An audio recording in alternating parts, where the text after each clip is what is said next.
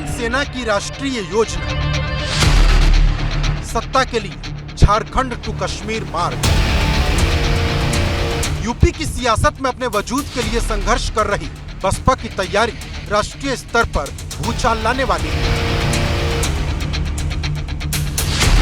2024 के महामुकाबले में बसपा पहले ही यूपी की सभी 80 सीटों पर अकेले चुनाव लड़ने का ऐलान कर चुकी है। अब बसपा की तैयारी दिल्ली, हिमाचल और झारखंड के साथ साथ जम्मू कश्मीर में दस्तक देने की है। आज बीएसपी सुप्रीमो मायावती ने दिल्ली, झारखंड, जम्मू कश्मीर जैसे जो राज्य हैं वहां के पार्टी के पदाधिकारियों के साथ बैठक की और चर्चा की कि कैसे पार्टी की जो रणनीति है 2024 के लिए वो इन राज्यों में क्या होगी, क्योंकि कई राज्यों में विधानसभा के भी चुनाव होने हैं।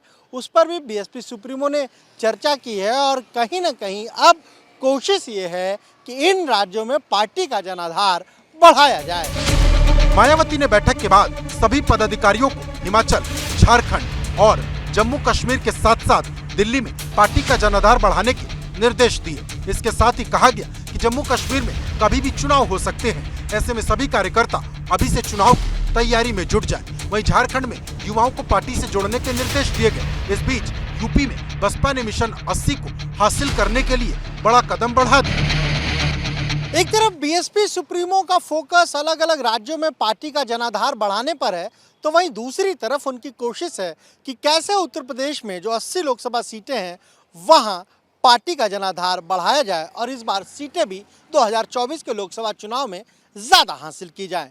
इसीलिए हाल ही में जो बैठक बीएसपी सुप्रीमो मायावती ने की उसमें तमाम सारी चीज़ों की समीक्षा की और फिर संगठन में उसके मुताबिक फेरबदल भी किया है। साफ है कि 2024 से पहले बसपा की रणनीति राष्ट्रीय स्तर पर बड़ी धमक देने की है। राष्ट्रीय स्तर पर दलित मतदाताओं की ऐसी घेराबंदी करने की जिससे भाजपा और कांग्रेस को चुनौती दी जा सके। जनता जनार्दन के बीच जनाधार बढ़ाने के लिए जाना हम पड़ता है और बसपा सुप्रीमो तो उत्तर प्रदेश में अपना जनाधार खो चुकी है। ये बात अलग है कि सभी राजनीतिक दल को वो अपना उनका अधिकार है कि वो किसी राज्य में बैठक करें और अपने समर्थन को बढ़ाएं, परंतु अगर देखा जाए तो बीएसपी का इमरजेंस उत्तर प्रदेश से हुआ था और जहां की जनता जनार्दन का वो विश्वास खो चुकी है और पिछले चुनावों के रिजल्ट उसके पूरी तरह से प्रमाण है। बहुजन समाज पार्टी का जन आधार खत्म हो गया है और वो भारतीय जनता पार्टी की बी टीम बन गई है। भारतीय जनता पार्टी को जिताने का काम कर रही हैं। अब वो कुछ भी बात कहें, लेकिन बहुजन समाज पार्टी का अब कोई जन आधार नहीं रह गया है।